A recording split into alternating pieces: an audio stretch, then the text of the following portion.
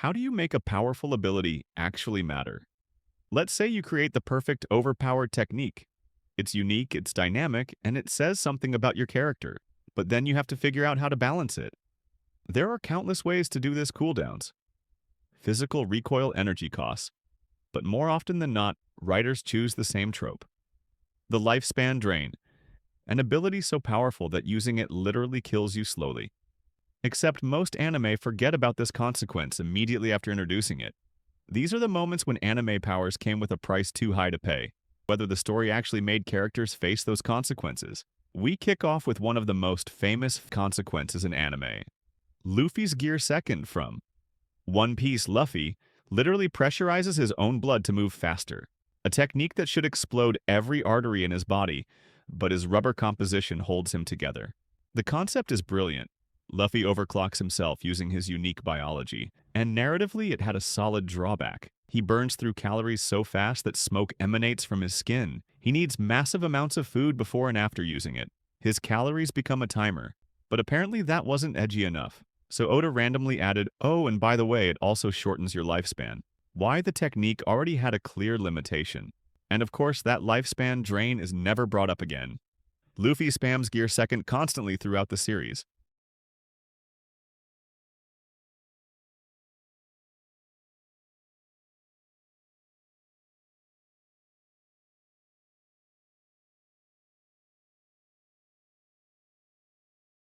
Next up is the turning point from Demon Slayer when Tanjiro faces Rui and unlocks the Hinokami Kagura, the Dance of the Fire God, for the first time in combat. Tanjiro is exhausted, broken ribs, can't breathe properly, and Rui's threads are tightening, ready to slice him apart. Water breathing ain't working. Nothing is working. Then he remembers his father's dance, the movements passed down through generations. The moment he switches to Hinokami Kagura, everything changes. The animation by Ufotable explodes with color and intensity. Water turns to fire, blue becomes red and gold. His blade ignites with flames cutting through Rui's supposedly indestructible threads like their paper. The speed, the power, the sheer visual spectacle. Tanjiro moves with grace and lethality, combining ancient technique with desperate resolve. Rui realizes too late that he's not fighting a normal Demon Slayer anymore, as facing a legacy, a bloodline technique that predates the Demon Slayer corpse itself. The strain on Tanjiro's body is immense. His muscles scream, his lungs burn, but he doesn't stop. This fight establishes that Tanjiro isn't just talented, has carrying the weight of his family's history, and that history is written in flames.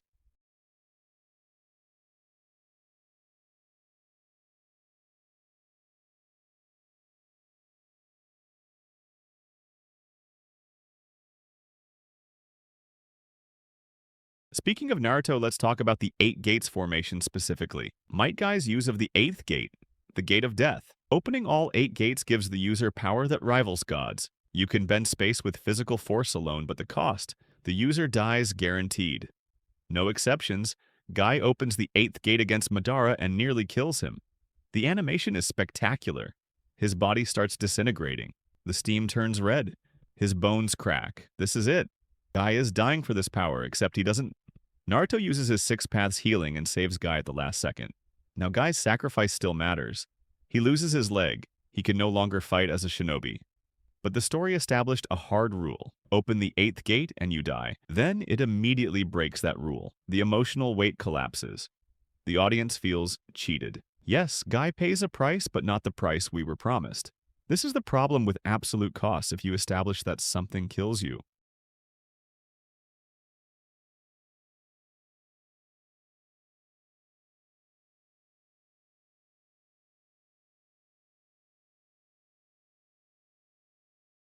Next up is Deku's self-destructive fight against Overhaul in My Hero Academia. By this point in the series, Deku has been warned repeatedly about breaking his bones.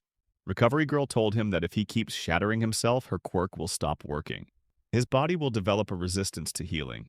This is a clear, concrete consequence with a real limit. But then comes the Overhaul fight. Deku needs to save Eri and defeat Overhaul, so he goes all out. He breaks his bones repeatedly using 100%. One for all over and over. His arms shatter, his legs crack, and the animation shows every brutal impact. The Twist Eris quirk rewinds him as he breaks himself, so Deku can go full power without permanent damage. The supposed consequence gets bypassed completely. Yes, the fight is spectacular and emotionally powerful, but it undermines everything. Recovery Girl warned about. The series established that constant bone breaking would have lasting effects. Then it introduces a convenient solution that erases those consequences.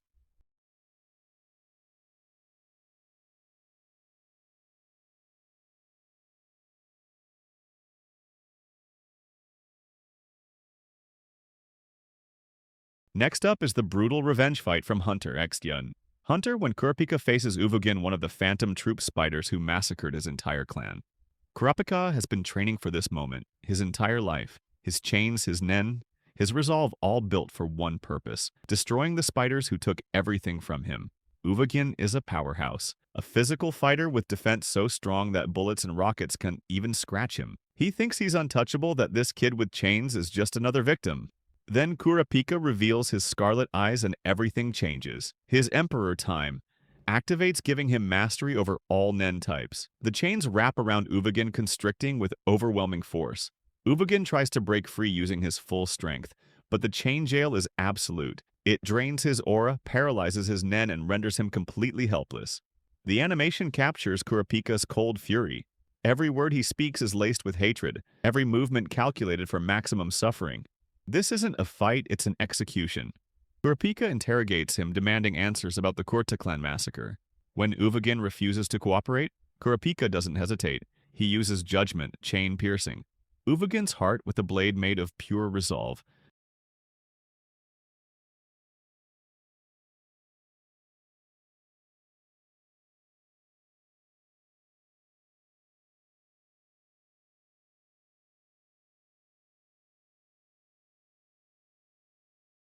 Up next is one of the most brilliantly designed costs in anime, the Shinigami Eyes from Death Note. The ability lets you see anyone's true name and remaining lifespan just by looking at them. Paired with the Death Note, this is an instant win condition. To gain the eyes, you give up exactly half of your remaining lifespan. Not roughly, not approximately, exactly half. This clarity is what makes it powerful. The show doesn't need to constantly remind you. Every time the deal is offered, the audience feels the weight, and the rule works perfectly with Light's characterization. Light never takes the deal, he's constantly tempted. The eyes would give him the ultimate advantage over L, but he refuses. Why? Because Light isn't chasing victory, has chasing eternity. He believes as the god of the new world destined to rule for decades. Losing half his lifespan would shorten his reign. His ego cannot handle that. Every time the eyes are offered, it's a mirror of Light's character. A man so obsessed with his god complex that he refuses to lose even a second of his future. This is what a life-threatening ability should do. It forces a character to confront what their life is worth.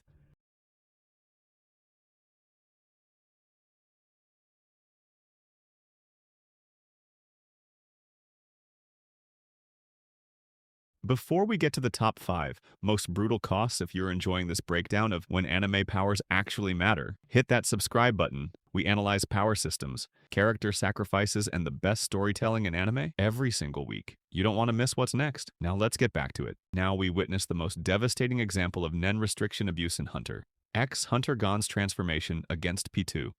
The series establishes clear rules about Nen vows and restrictions. Gain temporary power by sacrificing something of equal value. The stronger the restriction, the greater the boost. But there's supposed to be balance, a logical trade. Gon throws that balance out the window. He doesn't make a reasonable vow, he makes an impossible one. Gon sacrifices literally everything. His future, his potential, all the years he would have spent training. He compresses decades of growth into a single moment. This shouldn't be possible. Trade is too extreme, too imbalanced. Nen restrictions are supposed to have limits. You can just say, I sacrifice my entire existence for infinite power. But Gon does exactly that, and it works. He turns into a monster that can casually overpower a royal guard. The power he gains is absurd. He doesn't just beat P2, he obliterates her. It's being a fight and becomes an execution. The issue is that Hunter x Hunter presents this as a valid use of Nen vows. Gon exploits the restriction system to its absolute extreme, breaking the rules of equivalent exchange.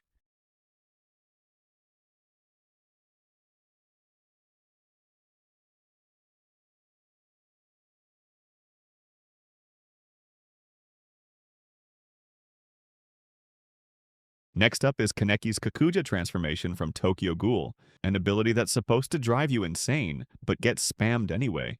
A Kakuja is formed when a ghoul cannibalizes other ghouls repeatedly. It's an incomplete, unstable armor that consumes your sanity. The cost is brutal. You lose control, become a mindless beast, and risk never coming back. The series makes it clear that Kakuja users are unhinged, dangerous even to themselves.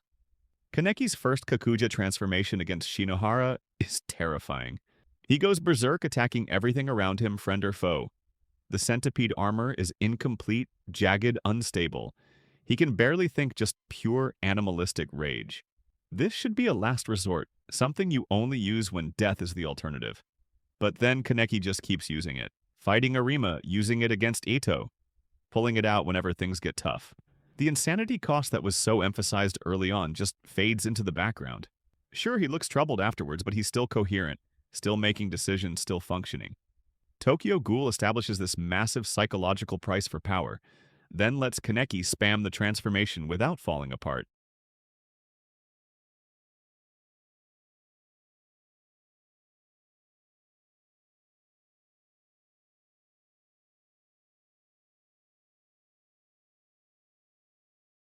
Up next is one of the most tragic ability costs, Aka's contract with the Curse Devil in Chainsaw Man. The Curse Devil is insanely powerful. It can kill anything with a single stab through a voodoo doll. But the cost? Using it shortens your lifespan drastically. Aki uses it to fight powerful devils, and each time he activates it, years vanish from his life. The brilliance of Chainsaw Man is that it shows the consequences. Aki doesn't just die eventually. The toll is visible. The stress, the weight of knowing he's dying soon, it's written on his face. And then the tragedy, Aki becomes the gun fiend, and Denji has to kill him. All those years, he sacrificed all that time. He gave up trying to protect his found family. It ends with him dying anyway, not even in control of himself. Chainsaw Man uses the lifespan drain to maximum emotional effect.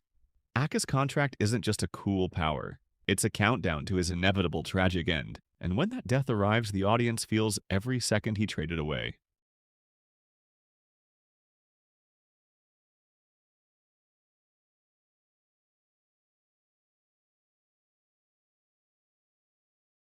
And finally, the most frustrating ability, evolution in modern shonen Dekus mastery of One for All in My Hero Academia.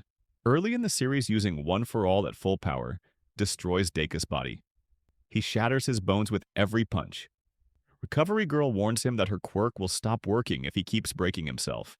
His body will develop resistance to healing. This is a clear, permanent consequence. But then Deku learns. Full cowl. He distributes the power throughout his body, letting him use a percentage without breaking bones. 5%, 8%, 20%. This is smart progression. The problem: the bone-breaking consequence gets completely abandoned. Once Deku masters full cowl, the series never addresses Recovery Girl's warning again. Deku never faces the consequences of his early recklessness. His body never develops that resistance. The supposed permanent damage just disappears.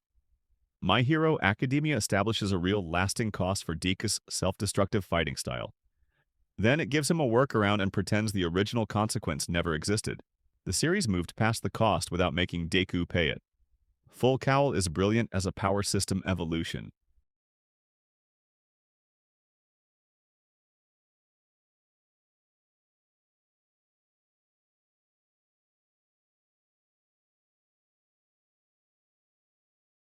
That's a wrap on when anime powers came with a price too high to pay.